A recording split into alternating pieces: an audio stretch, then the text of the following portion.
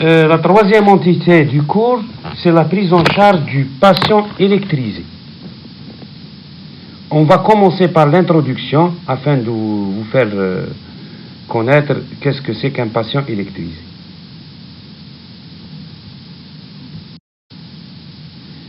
L'électricité est omniprésente dans tout l'environnement humain. Sa forme naturelle est responsable d'accidents déjà décrits depuis l'Antiquité et surtout dus à la foudre. Et on a aussi l'électricité statique. L'électricité et risque d'accident humain, c'est deux entités indissociables, surtout avec la vie moderne. Le premier accident mortel lié au courant alternatif de bas voltage a été rapporté en 1879. Aujourd'hui, l'électricité est devenue une source d'énergie indispensable et permanente. Donc, l'étude de la conduite à tenir thérapeutique vis-à-vis des patients électrisés ou foudroyés, elle est importante et indispensable des mesures préventives primaires et secondaires de ces accidents. Il faut retenir ces définitions qui sont très importantes et qui sont pratiquement une base de la connaissance de l'électricité. L'électrisation correspond aux différents traumatismes induits par une exposition au courant électrique.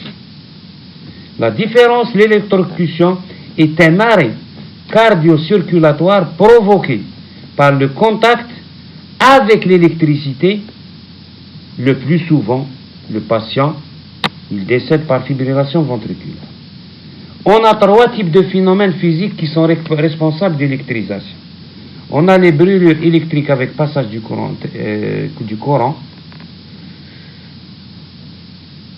On a l'arc électrique et le flash électrique. Donc ces trois entités, il faut les retenir. Les électrisations par courant de basse tension sont en majorité des accidents domestiques. Ils sont caractérisés par une gravité cardiovasculaire immédiate. Donc il faut retenir les accidents domestiques, c'est des gravités cardiovasculaires. Les électrisations par le courant de haute tension sont en majorité des accidents du travail et ils sont responsables de brûlures profondes et de brûlures et de lésions délabrantes, des lésions qui laissent des séquelles très graves. Un peu d'épidémiologie afin de connaître le nombre des accidents, le nombre des accidents qu'on a croisés durant notre prise en charge de ces électrisés, c'est généralement des accidents domestiques et rarement des accidents de travail avec de haute tension. Donc lors du passage du courant électrique dans un conducteur, il se produit différents phénomènes. On a le dégagement de la chaleur qui obéit aux lois de la physique, c'est-à-dire la loi de Joule et d'Ohm. La loi d'Ohm, c'est l'intensité sur le voltage, le rapport voltage sur résistance. Et la loi de Joule, c'est le dégagement de chaleur, puis c'est le dégagement de chaleur, l'intensité au carré par les résistances fois le temps. Il faut retenir ce schéma de physiopathologie qui est très important. Donc, il faut retenir que la gravité des lésions occasionnées par le passage du courant électrique dépend des différents paramètres qui caractérisent le contact avec le conducteur. Donc, c'est par ordre décroissant des résistances de différents tissus au passage. Donc, on a du moins les résistances les plus importantes vers les moins importantes. Donc, on voit que l'os, il a une résistance importante et le nerf, c'est la plus faible résistance. Donc c'est le conducteur le plus facile et c'est pratiquement l'élément qui va être lésé le plus rapidement possible.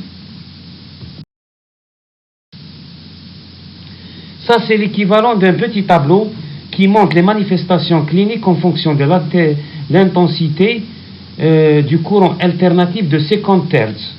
Par exemple, on a 0,4 milliampères le seuil, c'est le seuil de perception cutanée. On a juste une sensation cutanée un petit peu chatouillante. De 1 à 2 milliampères, on a une sensation cutanée désagréable. De 8 à 12, on a des contractions musculaires diffuses prédominant sur les extenseurs. 20, des contractions musculaires prédominant sur les fléchisseurs. 25 à 30, on peut avoir l'arrêt cardiaque si le trajet il est thoracique. Et de 30 à 100, c'est la perte de connaissance avec tétanisation diaphragmatique qui peut occasionner l'arrêt respiratoire et bien sûr l'anoxie. Et de 200 à 1200, c'est l'arrêt cardiaque par atteinte bulbaire et on a aussi ici des convulsions. Donc il faut retenir à peu près, c'est-à-dire que l'intensité, plus elle est élevée, plus elle va vers, vers quelque chose qui est plus grave. Toujours pour ce qui est de la physiopathe, on a deux types de contacts. On a unipolaire ou bien bipolaire, pardon. On a soit le contact direct ou indirect. Donc, on a unipolaire, bipolaire, c'est-à-dire un fil, deux fils, ou bien on a le contact direct, ou bien le contact indirect. Et on a aussi la durée du contact. Plus le contact il est prolongé, plus les dégâts sont plus importants. Et on a la surface du contact et le trajet corporel. La surface, ça dépend quelle surface, est-ce qu'elle est importante, et le trajet, est-ce qu'il passe par le thorax, tout dépend sans la surface de contact et le trajet du courant.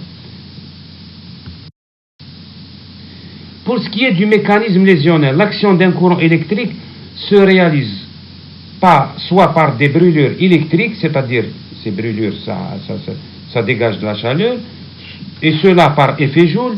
Lors du passage du courant électrique, il est responsable de brûlures profondes. Au niveau, bien sûr, on a parlé tout à l'heure, si vous arrivez à retenir le schéma qu'on a vu par ailleurs, dans la 5e plaque, donc, on a la première des choses, c'est les axes vasculo-nerveux qui sont atteints. Et par la suite, les masses musculaires. Et on a par la suite la nécrose et l'œdème musculaire qui sont à l'origine d'un syndrome de compression et ce qu'on appelle le syndrome des loges. Et ça apparaît généralement au niveau des membres, soit supérieurs, soit inférieurs. Et on a aussi l'effet par électroporation. L'électroporation, qu'est-ce que c'est? C'est la destruction de la membrane cellulaire suite à l'application de ce champ électrique par formation d'électropores au niveau de la double couche de la membrane phospholipidique de la cellule. Donc le seuil d'électroporation serait autour de 300 à 350 millivolts pour un potentiel de membrane physiologique entre 50 à 70. Et ces pores, quand il y a ces pores laissent diffuser les ions et les grosses molécules, donc on a une perte importante de protéines et la création pratiquement d'un troisième secteur. On a fait un passage sur la physiopathe, maintenant passons aux manifestations cliniques. Les manifestations cliniques, on a des manifestations cardiaques qui se résument à l'arrêt cardiaque responsable de décès précoce, un infarctus du myocarde,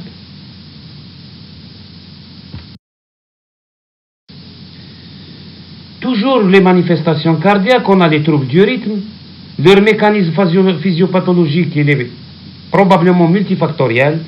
On a les tachycardies, les troubles du rythme supraventriculaires qui sont les plus fréquents et sont réversibles généralement en quelques jours. Et on a aussi les troubles de la conduction. Ils sont à type de bloc de branche et de changement de l'axe, bien sûr, et d'allongement du QT. Et on peut avoir ici des torsades de pointe et l'apparition d'arythmies maligne. On a aussi les manifestations vasculaires. Elles sont fréquentes du fait de la faible résistance, comme on a vu dans la 5e plaque, la résistance des vaisseaux qui est faible. Ces lésions peuvent progresser pendant 70 heures après le traumatisme initial et prédominent au niveau des artères de petit calibre. Il s'agit soit de mécanismes vasospasmes, soit par atteinte endothéliale, soit la fragilisation de la paroi à l'origine de thrombose veineuse ou artérielle et d'hémorragie, suffusion hémorragique. Et on a aussi les manifestations neurologiques. Elles peuvent apparaître immédiatement après l'électrisation ou de manière retardée et progressive jusqu'à plusieurs mois, voire des années, après l'accident initial. Ces lésions sont plus fréquentes lors des accidents électriques de haute tension.